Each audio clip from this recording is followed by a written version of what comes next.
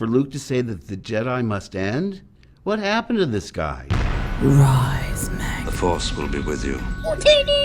Hello my dear friends, how are you all doing today? I'm Star Wars Meg, back with another Star Wars news update. I hope you're all having a wonderful festive season. In today's news update, we're going to be looking at Season 3 of Mando and how Luke's future could potentially retcon aspects of the sequel trilogy. We're also going to be talking about Mace Windu and so much more.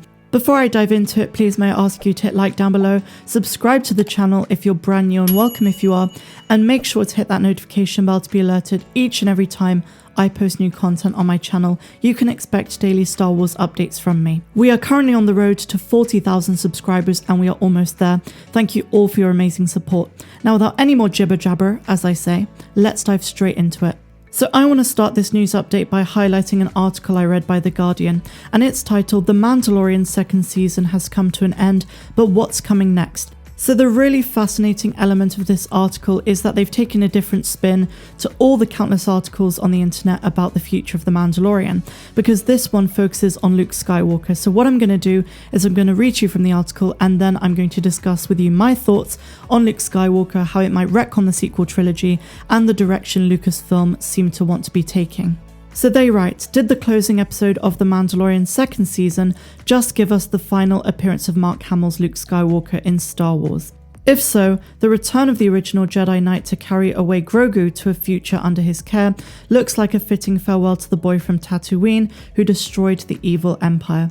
Especially as his last hurrah as a Force ghost in The Rise of Skywalker let the fans down. But what if this is not the end, but rather the beginning?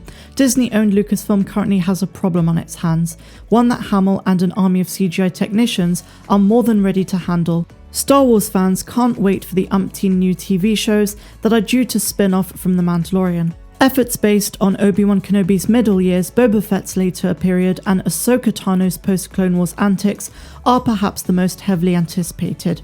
But there is very little interest in more Skywalker clan-linked efforts of the kind that fueled the space opera saga for 9 movies after J.J. Abrams inadvertently Death Starred the entire franchise last time out. This is largely a good thing. It was the relentless focus on the big beasts of the original movies that ultimately destroyed the sequel trilogy, specifically the decision to bring back Palpatine as a laughable zombie version of himself who proceeds to magic up a new Imperial fleet with a flick of his fingers. Strange we never heard of that particular Sith trick before. On the other hand, Hamill remains relatively unaffected by the abject failure of The Rise of Skywalker. But even if we don't want to see those sad events played out in the new movies, there are still decades of Luke's life to explore, and it appears now that we have the technology to experience them with the saga's original actor in situ. IndieWire reports that Hamill was on set to play the de-aged Luke in that final scene where Baby Yoda is passed to his new mentor, though it appears that Max Lloyd-Jones starred as the Jedi Knight for the action sequences. So why not bring back Mark Hamill in a new movie?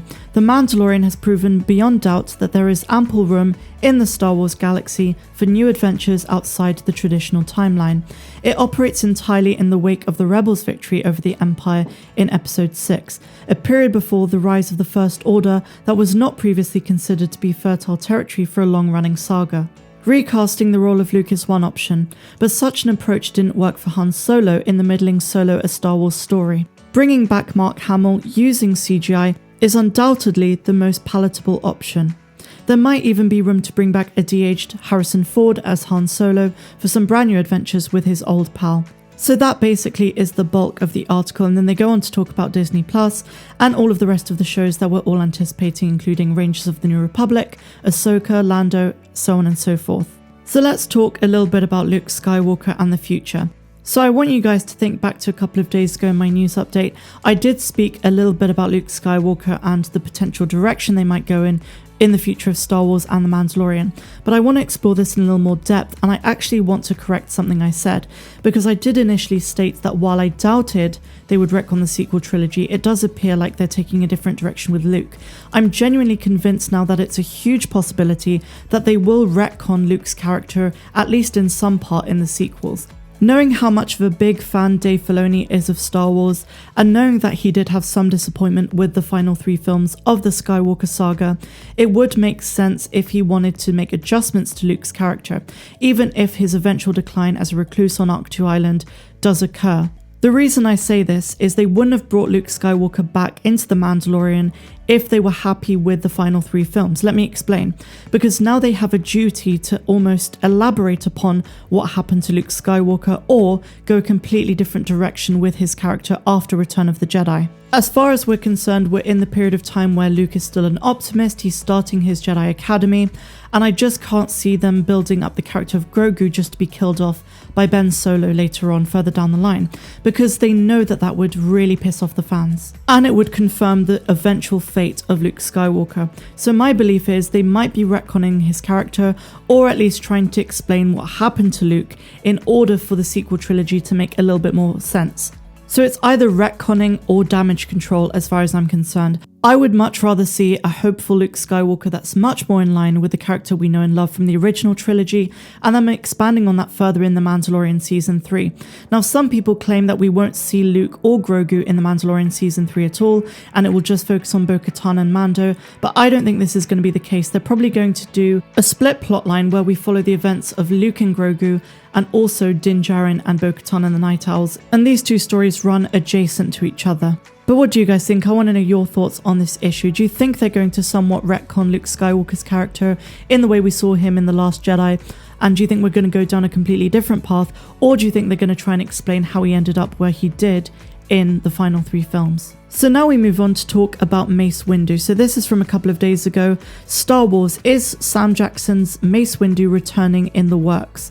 Now the reason this all came about is due to an Instagram post from Star Wars when it was Samuel L. Jackson's birthday, and they posted, "The party isn't over, it's just the beginning," sending a very happy birthday to Samuel L. Jackson. So they write, "It's no secret that Star Wars is making big investments in revisiting the franchise's past. The Mandalorian Season 2 just ended, and it was a testament to the idea of Star Wars giving new perspective on old characters. Boba Fett, Bo-Katan, Ahsoka, Luke Skywalker all made an appearance in The Mandalorian Season 2, and some of them, Ahsoka and Boba, even got launched into their own series. In revisiting those familiar names, Star Wars has also not been shy of bringing back characters that were supposedly lost and gone. If Thrawn and Palpatine can come back, then why can't Mace Windu?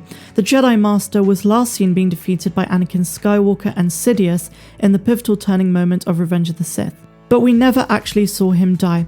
Windu's arm was severed by Anakin, and he was electrocuted by Sidious's Force lightning, which sent him flying out a high-rise window on Coruscant. He's been listed dead in canon, but as stated, death hasn't really been a popular trend in Star Wars lately. If Palpatine could survive being thrown down a shaft on the Death Star too, then why couldn't Mace Windu?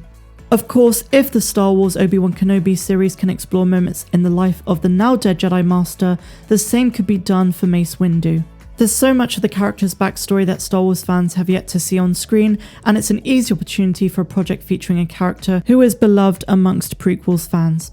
What do you guys think? Do you think we will see Mace Windu? I know when I asked this question a few weeks ago, many of you were divided. Some of you said you really wanted to see Mace again. Others of you were adamant that he is dead and he should not come back to Star Wars. So let me know your thoughts. I really hope you enjoyed this news update, and if you did, please be sure to give me a big fat like, subscribe to my channel if you're brand new, and I will see you next time. I'm Star Wars Meg, wishing you a phenomenal rest of the day, no matter where you dwell in the galaxy. Have a good one.